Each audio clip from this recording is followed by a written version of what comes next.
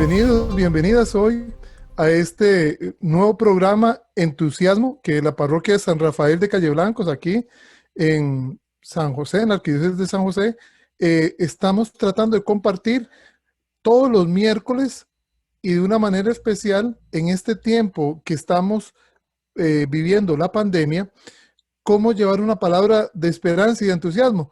Y hoy es una ocasión muy importante porque hoy vamos a seguir lo que iniciamos la semana anterior, que es, bueno, cómo entender el Apocalipsis cuando las personas hacen lecturas inadecuadas o hacen lecturas fundamentalistas.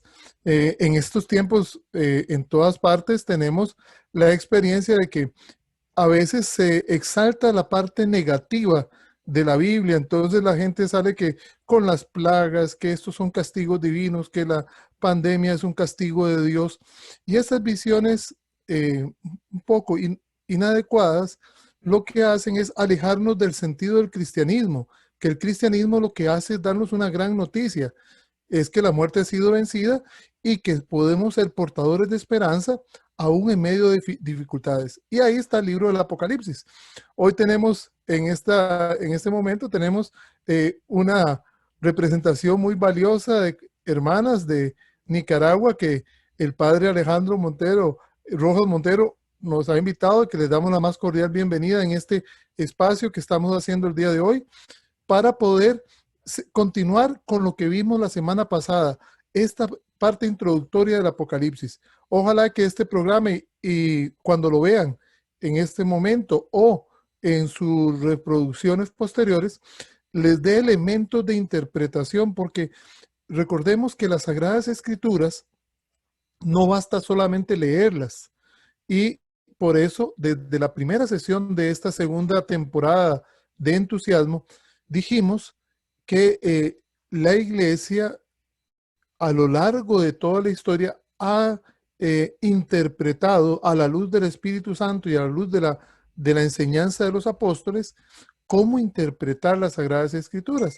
Entonces hoy vamos a trabajar un ratito. Voy a compartirles algunos elementos como siempre hemos hecho y al final terminaremos con un canto, hoy sí, para que podamos a la luz de esto no salir con una visión derrotista, porque a veces hay profetas de calamidades que nos dicen que estamos cerca del fin del mundo, que esto, que lo otro. Bueno, yo espero que en este ratito que vamos a estar juntos, de manera sincrónica o asincrónica, podamos también compartir la esperanza de ser cristianos.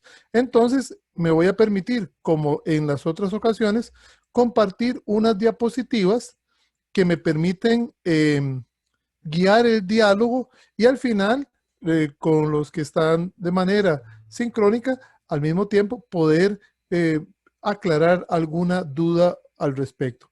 Entonces, voy a ponerlo en modo presentación. Tal vez Ronnie, que es el encargado a nivel de la parroquia en ayudarnos con este curso, ahora con este programa de entusiasmo, me indica si ya se está viendo en modo de presentación.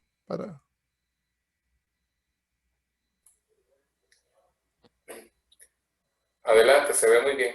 Ok, perfecto. Entonces, vamos a continuar. Eh, vamos a hacer lo siguiente. Esta segunda temporada del programa Entusiasmo, recuerden que entusiasmo es una palabra compuesta que es muy linda. In teus asmos, tener a Dios adentro. Ese en griego. Y ojalá que a pesar de las noticias y las situaciones tan difíciles que estamos viviendo, no solamente en nuestro país, sino en el planeta, porque esto es una pandemia y la palabra pandemia, recordemos la primera temporada del año pasado, pan en griego significa todo, demos pueblo, la pandemia es una epidemia de todo el planeta. Pan es todo en griego. Entonces, en medio de todo esto, vamos a rescatar la importancia del Apocalipsis, que es un libro de dificultad, de esperanza ante la dificultad. Claro, conlleva muchos momentos difíciles, pero al final vamos a ver que este libro termina con una gran esperanza para la comunidad cristiana. Entonces, aunque este libro fue escrito a finales del siglo I, todavía hoy, al igual que toda la Sagrada Escritura, tiene una palabra viva y eficaz para hoy. Entonces vamos a tratar de contagiar un poquito de alegría y esperanza, por eso al final vamos a tratar de cantar, porque vamos a abrirnos a la trascendencia y hace falta tener espacios para reflexionar y lograr visualizar hacia dónde vamos. La semana anterior estábamos viendo la diferencia entre el género profético y el género apocalíptico. Aunque es muy común oír hablar a la gente decir las profecías del Apocalipsis, es necesario, y para los que hoy ven por primera vez el programa, y recuerdo, ya están grabados en el sitio de la parroquia San Rafael Arcángel de Calle Blancos, ¿verdad? Ahí están los demás programas anteriores, los pueden repasar y profundizar a la luz de su familia, de su grupo, de sus compañeros, de su pareja, puedan reflexionar. Nosotros estamos diferenciando que el género profético es distinto al género apocalíptico, porque la Biblia, y aquí les pongo esta imagen que tiene, pareciera que es contradictoria, y les pongo el ejemplo de este atleta que para poder correr toma impulso, se va para atrás y corre hacia el frente. La profecía, decíamos la semana pasada, mira el futuro. La apocalíptica, recuerden que no solamente el libro del Apocalipsis tiene este género literario. Tenemos partecitas en el libro de Daniel que son género apocalíptico. Hoy veremos en el Evangelio de Marcos, en el Evangelio de Mateo, hay secciones apocalípticas y tenemos un libro entero que es el Apocalipsis. Entonces, este género, a diferencia de la profecía, como Isaías, recordemos Isaías cuando dice, he aquí que una virgen dará luz a un niño y le pondrá por nombre Manuel, lo está haciendo una referencia, o cuando hace las profecías del siervo de Yahvé, el siervo doliente, incluso parte de una experiencia y la proyecta hacia el futuro. Sin embargo, para comprender el libro del Apocalipsis y quitarle ese miedo de que la gente tiene, mejor yo no leo ese libro porque me da miedo, es que tantos animales, tantas bestias, es solo tragedias. No, recuerden que cuando uno estudia, cuando uno ve la historia de su vida, ahora en estos días que estoy recordando que precisamente un amigo mío falleció ya hace 40 años, uno dice, uy, 40 años, ¿cómo pasa el tiempo, verdad? Yo estaba cumpliendo 15 años, bueno, ya sacaron la conclusión de que tengo 55, por lo tanto, 40 más 15, si no es muy mala la matemática, 55, yo soy del glorioso año de 1965, cuando los Beatles sacaron Yesterday y otras más.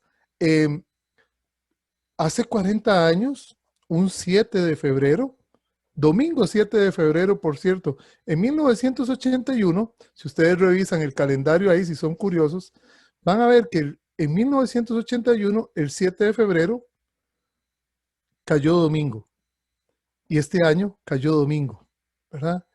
Y me llama la atención porque a la luz de la fe, cuando yo vuelvo para atrás mi mirada y recuerdo a Eduardo Oviedo González, y recuerdo cómo tocaba guitarra aquí en la casa, las serenatas, que antes uno podía salir en las noches a tocar guitarra y a uno lo que le daba miedo eran los fantasmas, no que lo asaltaran. Y uno andaba con la guitarra con el hombro echando serenata a las muchachas que a uno le gustaba ver si acaso, ¿verdad? Y bueno, hace 40 años este amigo que a mí me impactó mucho porque hoy toco guitarra y me gusta mucho la música por la influencia de Eduardo Oviedo. Sin embargo, un 7 de febrero andaba paseando con un sacerdote claretiano, que aquí tenemos también representantes de docentes claretianos, el padre Claudio Cuyo Aguilar. Andaban en un paseo familiar, como es la costumbre en verano. Y andaban aquí en Costa Rica, en la zona de Parrita, Palo Seco, estaban en un paseo familiar, mi amigo, el padre Cuyo, el misionero claretiano, y un muchacho más estaban tomando el baño ahí, estaban en la playa, vino una corriente y los tres fallecieron. Fue un accidente muy fuerte. Para mí fue muy impactante porque yo comencé a experimentar lo que era la muerte cercana de un joven, porque uno siempre entendía que la muerte es solamente de los adultos, de los viejitos, pero que un par uno que vacilaba, que jugaba bola en el patio, que cantábamos, que teníamos los mismos gustos, ver que falleció de un momento a otro. Y ya este momento, cuando veo, ojo lo que estoy haciendo una apocalíptica. Estoy en el momento presente, en el 2021, recuerdo un hecho del pasado, hace 40 años, la muerte trágica de estos tres jóvenes, el padre Claudio, Eduardo González, mi amigo, y otro muchacho, Hernán. Y hoy, después de 40 años, releo la historia de una manera distinta y lo proyecto hacia el futuro, donde en el cielo cantaremos eternamente las alabanzas y delante del Señor cantaremos para Él. Entonces, esta visión histórica que yo no sé, no, tengo que tener conciencia de mi presente, veo mi pasado, mis raíces y me proyecto al futuro. Es así como surgió la apocalíptica. La apocalíptica en la historia de la iglesia es ver mi vida, por eso cuento un hecho que para mí es fundamental, no solamente por la amistad, sino porque me hace descubrir la muerte de una manera realista, porque a veces los jóvenes en algún momento se piensa que solo se mueren los que son adultos mayores y estos golpes nos van madurando. Y así es como nosotros tenemos este sentido de estar en el presente, ver el pasado y superarlo al futuro. Entonces, ahora sí, esto nos va a permitir entender cómo se escribió el Nuevo Testamento. Recuerden que en la metodología, en la pedagogía de Jesús, Jesús parte de experiencias concretas. He compartido la experiencia del el aniversario 40 de la muerte de Eduardo Oviedo González y el padre Claudio. Y esto me sirve a mí para tomar una experiencia de vida y ahora proyectarlo. ¿Qué es lo que vamos a hacer? Vamos a tratar de procesar a partir de ahorita. Bueno, creo que ahorita se levantó la mano una compañera. Tal vez ahorita vamos a dar un receso para preguntas. Entonces voy a tratar de seguir y ahorita vamos a dar la sección de preguntas y comentarios. De esta manera, el Apocalipsis se inscribe en el Nuevo Testamento, pero hay que tomar una consideración. ¿Cómo se escribió el Nuevo Testamento? Voy a ponerlo así. Primero hay un hecho, como yo recordé el hecho que les estaba contando. Sucede un evento, la Pascua. La Pascua es el Nuevo la Pascua de Jesús, la nueva alianza. Este hecho, después de que se vive el hecho, lo que sigue es la predicación, la transmisión oral. Primero sucedieron los eventos, como yo les conté ahora, que pasó hace 40 años. Primero sucede el evento y después se cuentan las historias. Y uno las transmite oralmente. Si yo quisiera contar toda la historia y poner por escrito qué fue lo que pasó, eso es lo que es la parte escrita. La Sagrada Escritura primero tuvo el acontecimiento pascual, luego la predicación, el querigma, que es transmitido oralmente, sin nada por escrito. Primero está la experiencia de la Pascua y después está la parte escrita. Es como un novio o una pareja. Primero se da el enamoramiento y después vienen las poesías, las cartas románticas, las canciones. Pero primero está el amor, ¿verdad?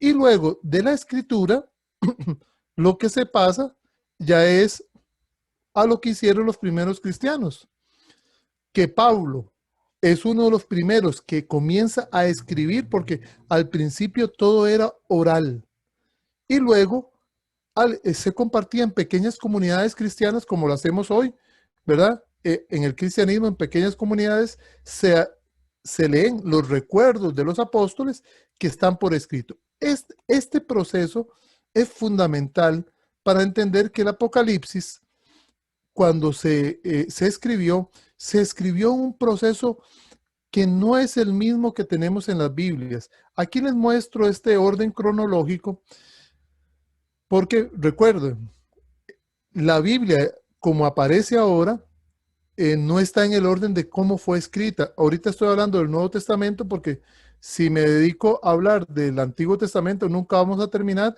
y la idea de este curso es compartir la esperanza desde el Apocalipsis.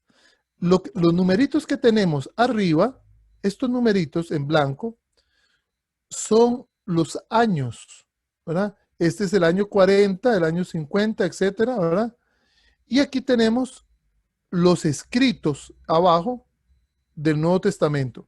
Si ustedes pueden ver, lo primero que se escribe en el Nuevo Testamento son algunas cartas, como la carta a los Gálatas y Santiago.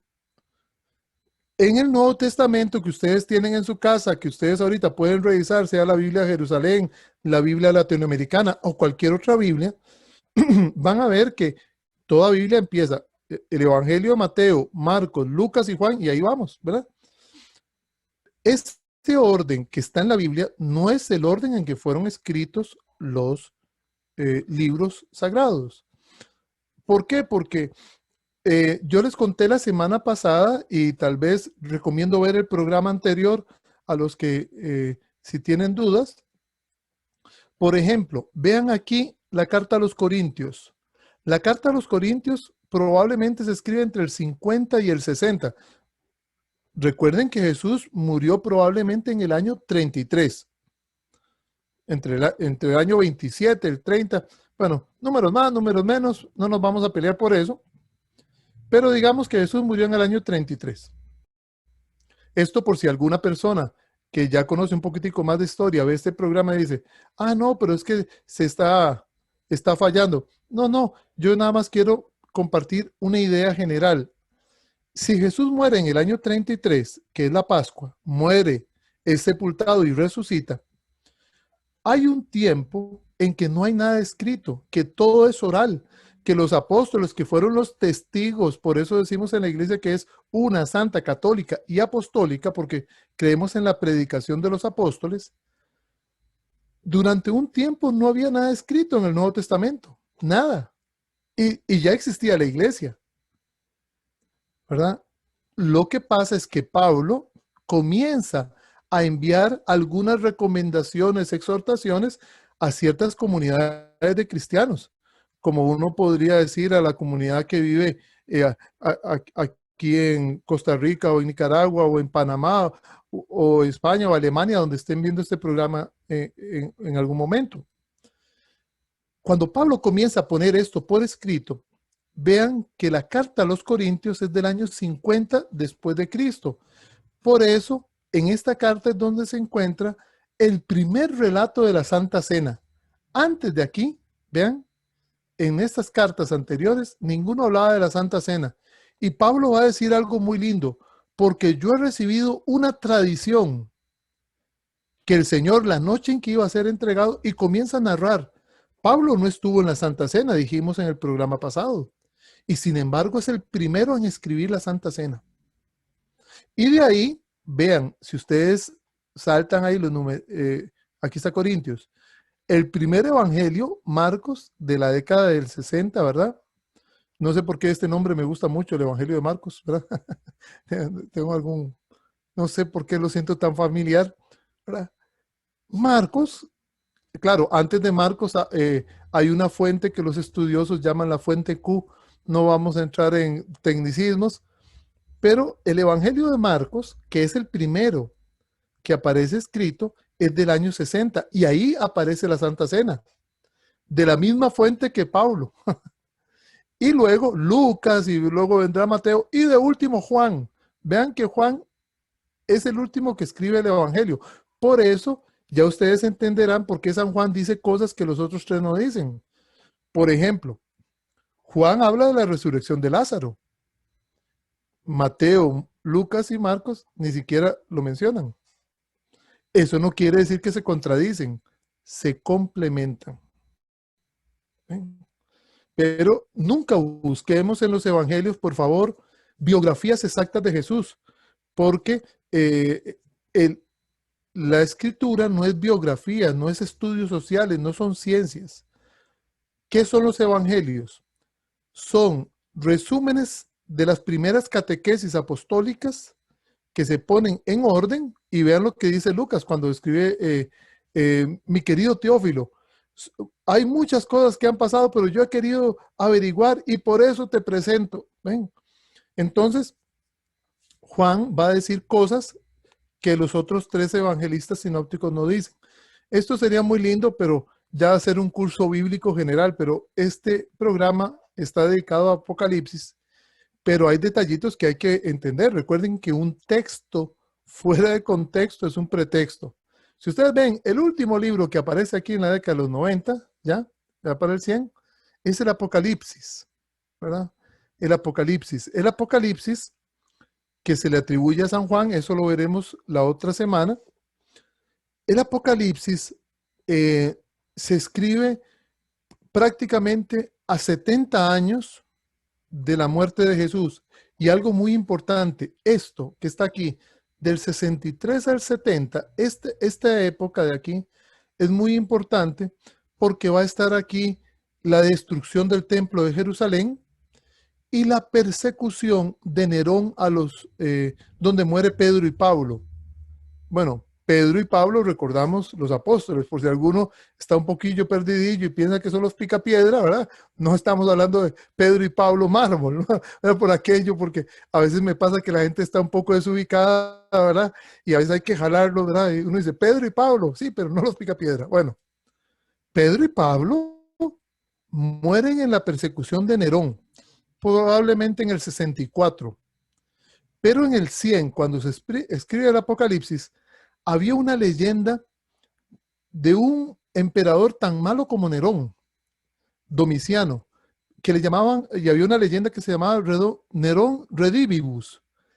Se creía que Nerón estaba vivo, algo así como lo que sucedió con Adolfo Hitler, que se dicen que murió, que se encontró una foto de Hitler, que los rusos tomaron una foto, pero ¿dónde está Hitler? ¿Dónde está Hitler? Entonces se creyeron leyendas urbanas y de todo, que Hitler se vino a Argentina, que estuvo en Brasil y que porque nunca se encontró el cadáver, ¿verdad? Algo así sucedió con Nerón. Entonces, esta visión de conjunto, estimados hermanos, hermanas, es muy importante tenerla en cuenta porque a veces pensamos que los libros se fueron haciendo como muy en orden. No, la iglesia como mater, es magistra, como madre y maestra, los trató de organizar y entonces pone libros históricos, bueno, los evangelios, los hechos, luego pone todo lo que son las cartas, las reúne en un solo bloque, cartas paulinas y cartas católicas. Aclaro, perdón, cartas católicas. Cuando decimos cartas católicas, no es que, ay, mira, ya existía la Iglesia Católica. Cuando se habla de cartas católicas, recordemos que en griego, recuerden que este curso tiene mucho de griego, desde el nombre entusiasmo, inteusasmos, tener a Dios adentro, hasta pandemia, todos los pueblos. Católicos en griego significa universal, es decir, para todas las personas. Como este programa está abierto y vean qué lindo, hoy tenemos representación de nuestros hermanos y hermanas de Nicaragua y eso es un placer y es un honor compartir este pequeño esfuerzo de la parroquia de San Rafael de Calle Blancos. La iglesia es para todo el mundo, eso quiere decir católicos. Entonces, hay cartas paulinas dedicadas a la iglesia de Éfeso, de Filipos, de Corinto, de Roma, son cartas con destinatarios. En cambio, hay unas cartas que son abiertas, universales, en griego, católicas, para todas las personas. Entonces tenemos las cartas católicas y terminamos con el Apocalipsis. Disculpen que en este orden cronológico que encontré, que lo tomé, me pareció interesante, aquí ponen género profético. Vean que todavía en algunas partes confunden el Apocalipsis con un género profético. Pero bueno, sigamos adelante porque yo espero que hoy no se nos haga una muy extenso, sino vamos a ser puntuales. ¿En qué momentos sucedió la escritura del Apocalipsis de Juan? Recordemos que el Apocalipsis, la estructura apocalíptica es estar en el presente, ver al pasado y superar al futuro, ¿verdad? Diría San Juan Pablo II cuando nos visitó aquí a Centroamérica, ¿verdad? Para entender el presente es necesario mirar el pasado para superarlo al futuro. Repito, para entender el presente es necesario mirar el pasado para superarlo al futuro. Eso lo dijo en la primera visita a Centroamérica, ¿verdad? Y esto es muy importante. ¿Cuál era el presente, el acontecimiento que estaba cuando se escribió el Apocalipsis? Primero vamos a partir de que el Apocalipsis sí se escribe en medio de persecuciones, ¿verdad? Que hay dos persecuciones, van a haber varias persecuciones y ahorita las vamos a ir describiendo. Las más conocidas, ¿verdad? Las de Nerón. Esta primera imagen que puse aquí es que también, según relatos históricos de la época, que no están en la Biblia, eh, escritores de la época que no eran cristianos como eh, Tácito, Flavio Josefo y otros historiadores que ni eran cristianos, han registrado en sus libros los tormentos que sufrían estos seguidores. Algunos le decían de un tal Cresto, ni siquiera le decían Cristo, Cresto. Y estos historiadores que no son cristianos, es una bendición que estén porque comprueban que lo que está en la Biblia es cierto. Hay escritos que no son bíblicos que nos demuestran la existencia de Jesús. Entonces, por si alguna persona dice, es que Jesús no existió porque eso solo lo dice la Biblia y como la Biblia lo hicieron los cristianos, ellos dicen, no, hay escritos de personas que no son cristianas que escriben sobre la existencia de Cristo y hablan hasta de su muerte en cruz y mencionan hasta el procurador romano, Pilato. Entonces, Pilatos, estos historiadores romanos paganos contaban cómo Nerón ponía a los cristianos como antorchas humanas. Esta ilustración está basada en una de los relatos y todos sabemos lo que pasaba cuando los cristianos los llevaban al Coliseo, ¿verdad? De hecho, cuando uno va al Coliseo, hay una cruz impresionante, una cruz en una de las puertas del Coliseo, recordando que aparte de los juegos y las cosas que se hacían, también muchos cristianos murieron ahí. Pero ¿por qué se dieron estas persecuciones? Vamos a ver. Aquí tenemos primero, la primera ilustración es Nerón.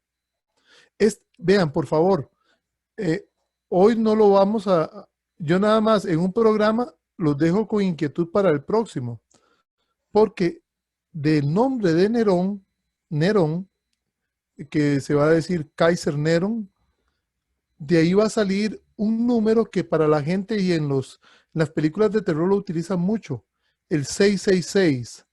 ¿Qué es el 666? Todavía no lo vamos a ver hoy porque ya saben, vamos como Jack el Destripador, vamos por partes, ¿verdad? Vamos despacio, vamos a ir viendo punto por punto. Nerón, César Nerón, que se le atribuye el incendio de Roma y él, para evitar un juicio político y todo, algunos dicen que él culpó a los cristianos y claro, imagínense allá en Roma, una persona que se le haya muerto su esposa, su hijo, en un incendio gigantesco y la gente decía, ¿quién fue el que quemó? ¿Por qué? ¿Quién es el culpable de este incendio? Y se le echa la culpa a los cristianos. Entonces, por eso la gente estaba tan molesta con los cristianos, porque en la persecución de Nerón al menos se les culpó por el incendio de Roma. Entonces, Nerón, es en esta persecución de Nerón cuando mueren Pedro y Pablo.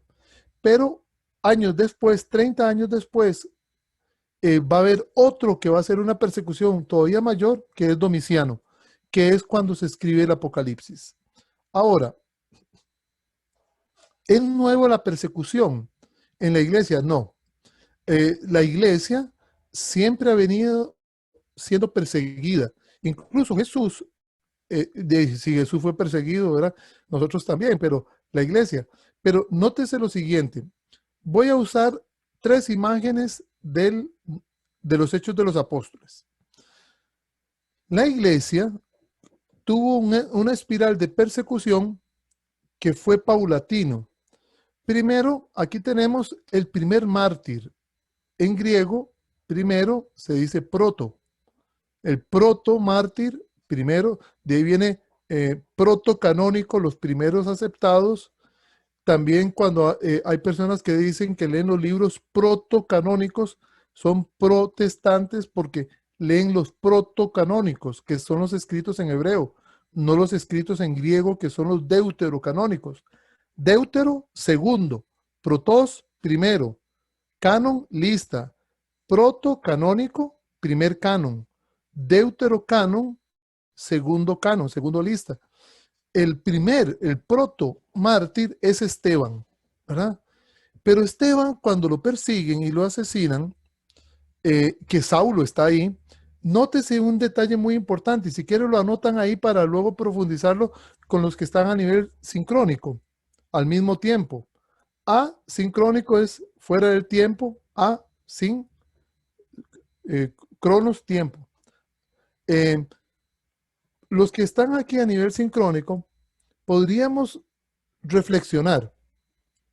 Qué raro, matan a Esteban y la iglesia en Jerusalén se mantiene. ¿Por qué la iglesia se preocupó? Vean la segunda imagen. La primera imagen es de Esteban, que es un judío, pero no es un judío cualquiera. Es un judío que viene de los helénicos. Es decir, es un judío que para algunos en su tiempo, recuerden, un texto fuera de contexto es un pretexto, estaban los judíos palestinenses, que eran los judíos de cepa, ¿verdad? Los judíos, es como aquí en Cartago, les voy a poner un ejemplo, en Cartago, los de Cartago aquí en Costa Rica dicen, somos de la muy noble y leal ciudad de Cartago, ¿verdad? Entonces, a veces hay ciudades que se tienen esa identidad más clara. Los judíos que eran de Palestina veían a los judíos que habían nacido en la diáspora, los veían como, no los veían como tan judíos. Y resulta que cuando muere Esteban, aquí les dejo esto para que piensen hoy en la noche, vean qué curioso, matan a Esteban, y que Esteban era un diácono para atender a las viudas. ¿Y por qué había que atender a las viudas? Todos recordarán ese pasaje. Esteban, que es helénico, que tiene cultura griega, le dice, están desatendiendo a nuestras viudas. Se reparten las cosas entre las que son judías entre las hijas de Jerusalén. ¿Y por qué nuestras viudas no son tan bien atendidas? En una iglesia, en una comunidad, siempre van a haber tensiones. El conflicto no es malo.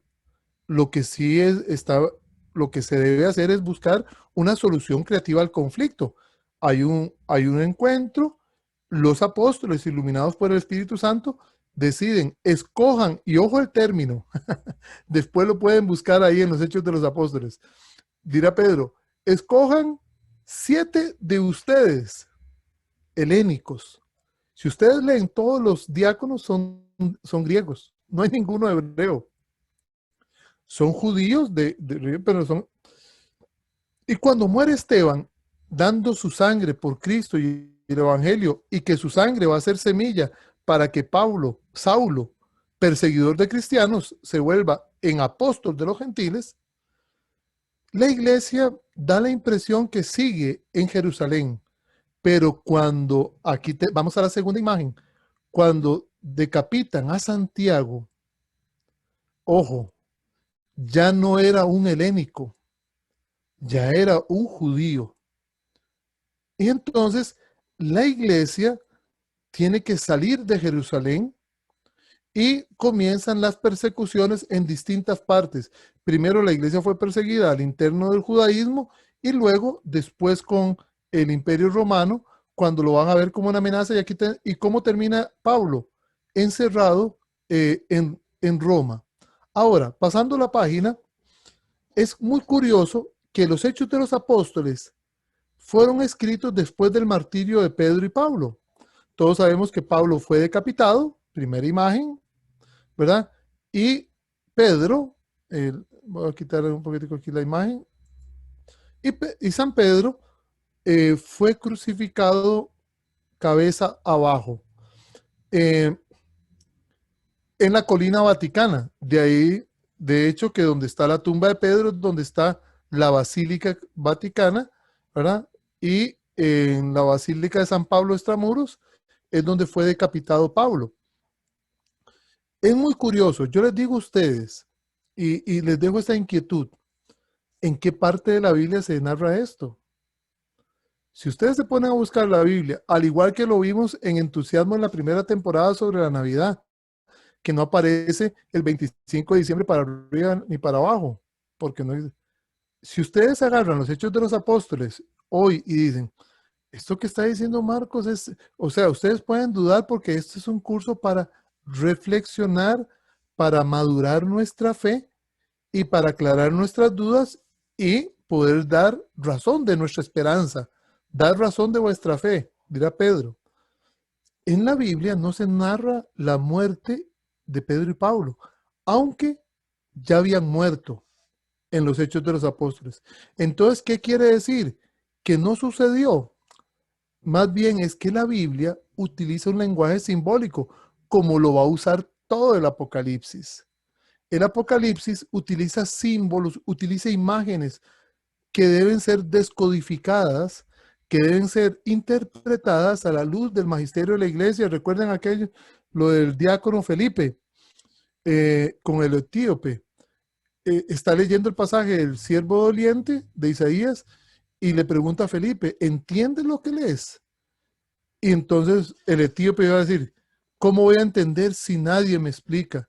Y es aquí donde la iglesia, madre y maestra, viene y con toda su enseñanza y con todo su amor nos introduce en estos misterios. Aquí, la muerte de Pedro y Pablo están en los Hechos de los Apóstoles, pero de manera simbólica. ¿Cómo? Les voy a pedir un favor, como esta sesión es muy pequeñita, de 50 minutos, y es como para dejarlos inquietos y escudriñar las escrituras, revisar las escrituras, les voy a pedir un favor. Cuando terminemos o cuando ustedes tengan un chancecito, fíjense en que en los Hechos de los Apóstoles, que fueron escritos más o menos entre el año 75 y 80 después de Cristo, ya había muerto Pedro y Pablo, porque San Lucas no contó a la comunidad cristiana la muerte de Pedro y Pablo como nos gustaría a nosotros, que nos dijeran las cosas más puntuales. Resulta que el libro de los Hechos de los Apóstoles, que ese sería otro curso entero, ¿verdad? Pero por lo menos hoy estamos viendo, tratando de ver el Apocalipsis. Moraleja,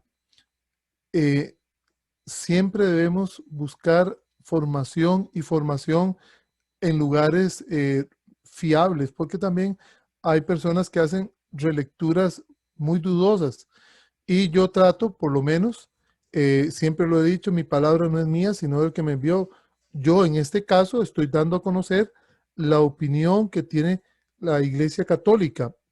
Si alguno tiene otra visión, es genial, bueno, pero esta es la visión de la Iglesia y podríamos confrontar y ver cómo podemos crecer juntos.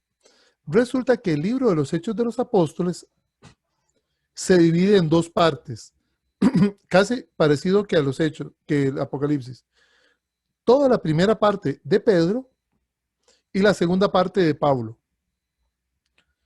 Y si ustedes ven, cuando ya va a terminar toda la parte de los Hechos, justamente aquí es donde aparece la liberación de Pedro de la cárcel. Y bueno, y tenemos fondo musical de una perrita labrador que está haciendo bulla, pero espero que pronto termine de hacer bulla.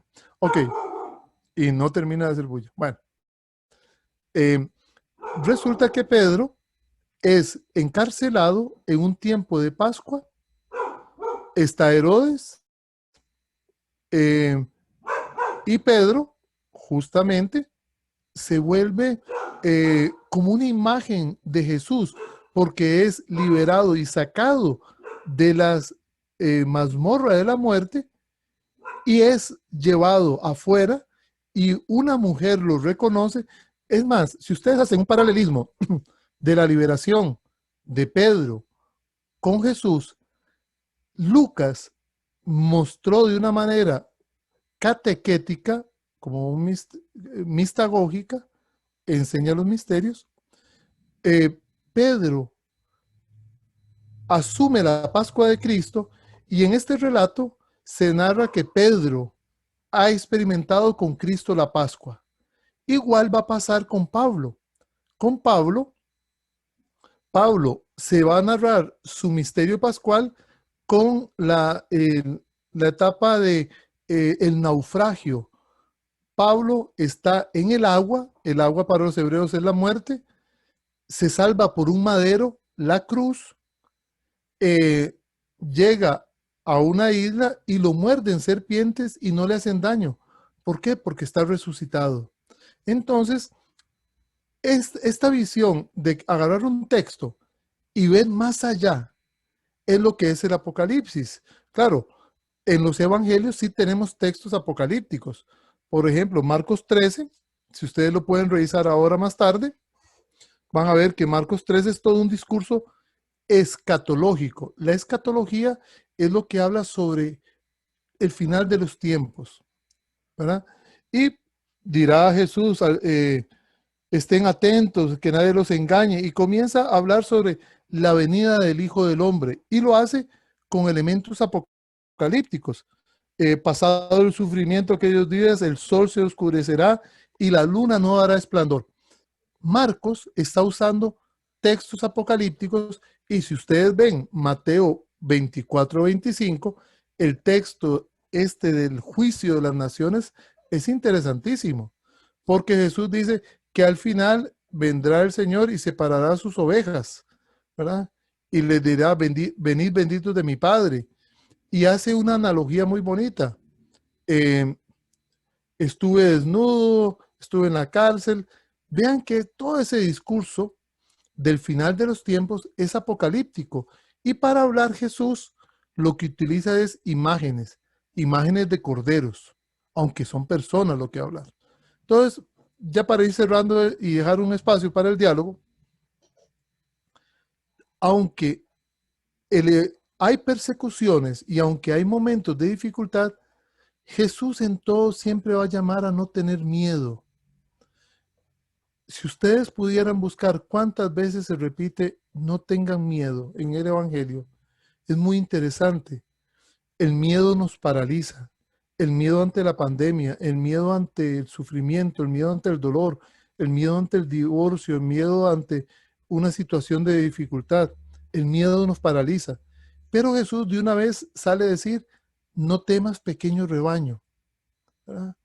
Siempre Jesús, el Evangelio, aunque tiene escenas que cuestan entender, como esto del sol y la luna, que vamos a ver la otra semana ya estrictamente en el Apocalipsis, no es para tener miedo. Voy a decir una frase a nivel personal. El cristianismo es se basa en el amor, no se basa en el temor o en el miedo. Toda persona que, que, que busque meter miedo, asustar a las personas, a mí me da la impresión, puede ser que esté equivocado, que eso no es la visión de Jesús de Nazaret, que la respuesta de él es, no teman, pequeño rebaño. Claro, no oculta el sufrimiento. El cristianismo no es para evitar el sufrimiento, pero nos da las herramientas, las habilidades para poder enfrentar el dolor. Es como el parto. El parto, guardando las particularidades que puedan haber, el parto tiene momentos difíciles, aunque un parto puede ser distinto a otro.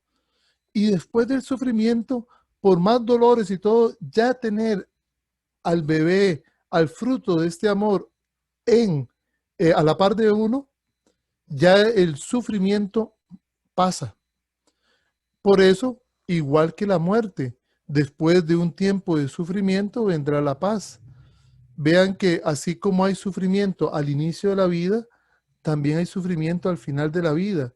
Y así como hay sufrimiento al inicio de la vida y luego hay paz, después de que dejemos este mundo, después de, claro, el sufrimiento y todo lo que conlleva la enfermedad, el dolor, la agonía, tenemos la certeza de que nosotros nacemos para morir, pero morimos para vivir. Y por eso Jesús termina con esto: alégrense y regocíjense, ¿verdad? Cuando hace todas las bienaventuranzas. Bienaventurados ustedes cuando los persiguen, los calumnien, digan toda clase de cosas malas contra ustedes. Y dice, alégrense.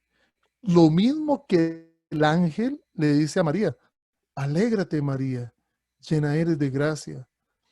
Es que el cristianismo, en lugar de proponer el miedo, el terror, la angustia, la zozobra, lo que propone es la alegría, la paz, la esperanza, el entusiasmo.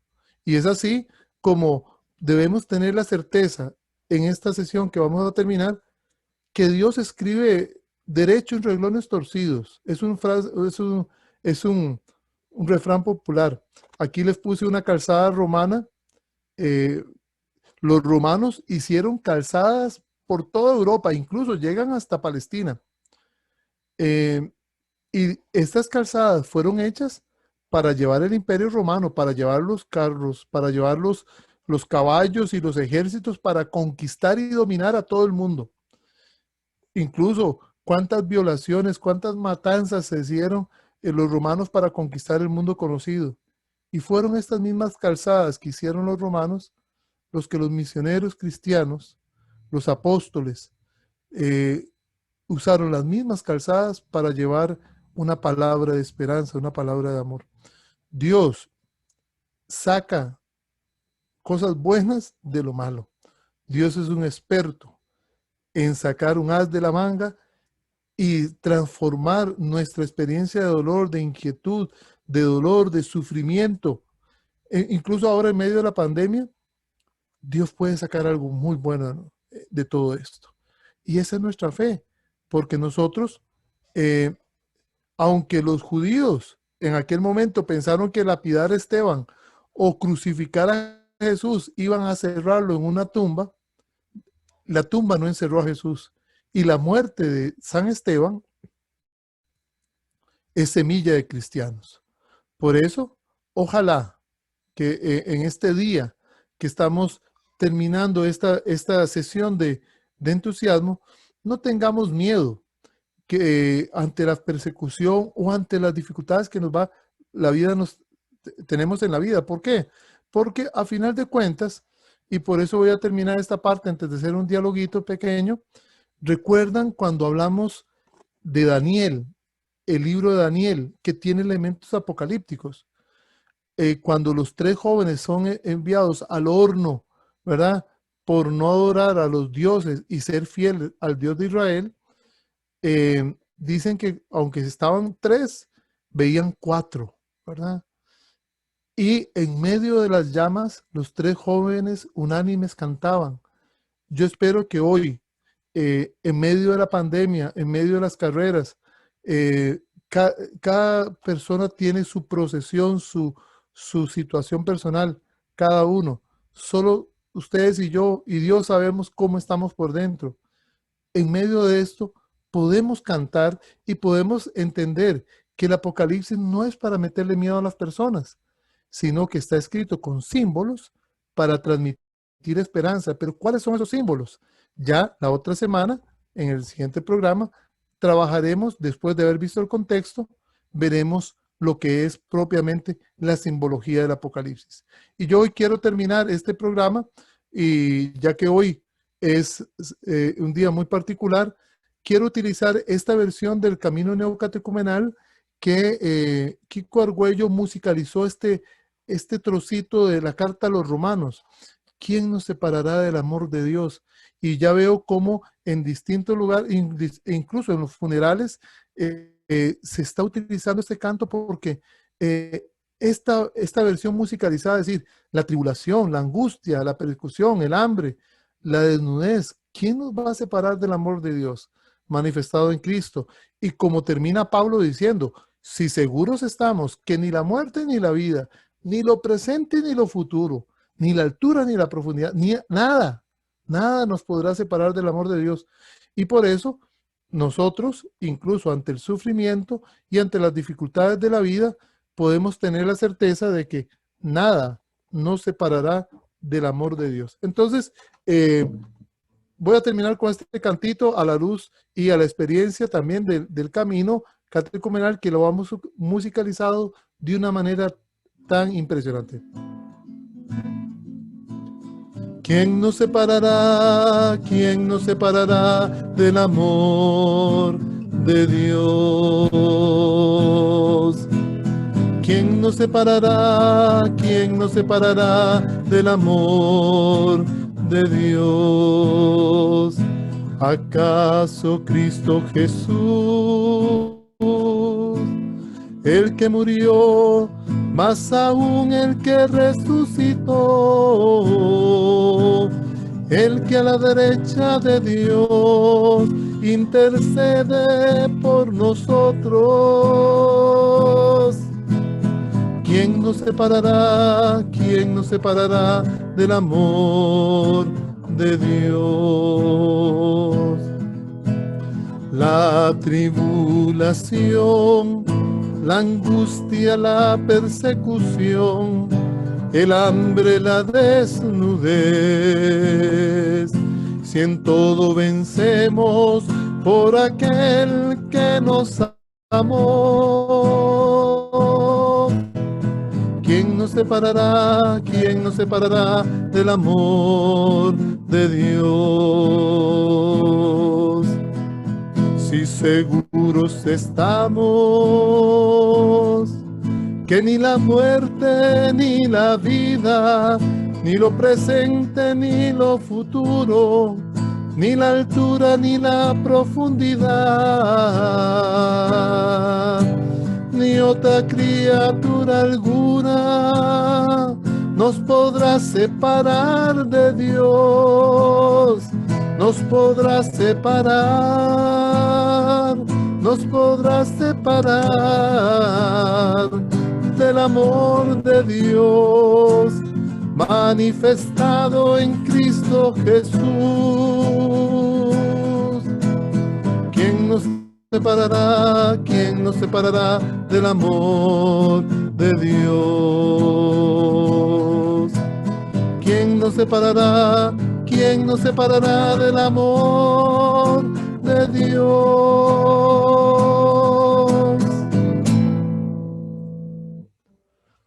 Muy bien, de esta manera concluimos esta primera parte y bueno, viendo que tenemos algunos que nos han acompañado de manera sincrónica, si alguno quisiera hacer alguna pregunta, comentario referente al tema de hoy que tenemos nuestra comitiva también internacional que nos halaga tener también hermanas de Nicaragua que el padre Alejandro también ha invitado, ¿verdad? Entonces, si alguno tiene, bueno, veo que Gloriana levantó la mano y entonces dialogamos un poquitito y ya ahorita terminamos para no cansarlos mucho. Gloriana. Hola, buenas noches a todos. Bueno, no, nada más para agradecerle a Marco siempre tan linda enseñanza, ¿verdad? Con esto del tema del apocalipsis, más en estos tiempos de esperanza, ¿verdad? Y que nos ayudan a todos a tener más conocimiento cada día y poder aprender mucho más. Y ser también, como se lo dijo, ¿verdad? Como Daniel, no tener miedo, ¿verdad? Y poder seguir adelante cada día con todas las cosas que nosotros emprendamos, ¿verdad? Y que en estos tiempos de pandemia, todas estas enseñanzas tan lindas nos dejan una enseñanza más y nos enseñan a ser mejor personas y tener más conocimiento, ¿verdad? Entonces, muchísimas gracias, nada más para agradecer y muy lindos los programas. Gracias, Gloriana. Y nos saluda a Roberto y a toda la familia. Claro que sí, gracias a ustedes. Bueno, ¿Algún comentario, duda también? Ah, bueno, ahí está eso, ¿no? Sí, Marcos, definitivamente la enseñanza, lo que vas diciendo, lo que vas aportando, porque uno tiene una mal formación de lo que es el Apocalipsis. Y si hay algo de lo que comentaste que estoy completamente seguro, es que lo que Dios toca definitivamente le cambia. Cuando Dios se mete con la vida de uno, la vida de uno cambia. Y sí hay otra cosa, otra enseñanza que viste ahí, o otro comentario, es acerca de la formación real que uno tiene que tener, o sea, saber dónde se forma. Claro. Eso es muy importante. Te agradezco mucho. Bueno, muchas gracias y también saludos a la familia, porque estamos aquí entre familia.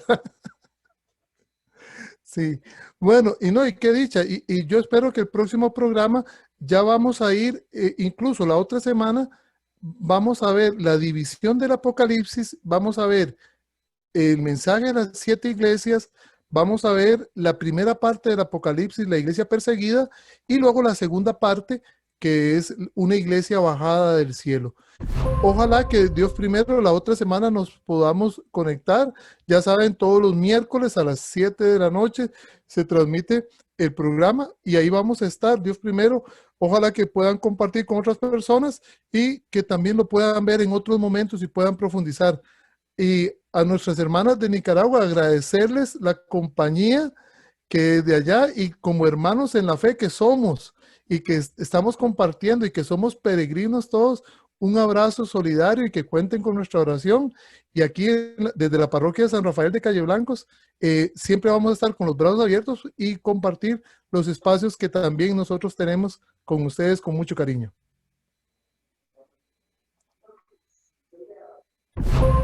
Bueno, Ronnie, entonces estamos por hoy, ya vamos a cerrar y quedan invitados para la próxima semana a la misma hora por el mismo Vaticanal. Nos vemos. Feliz noche y que la pasen muy bien.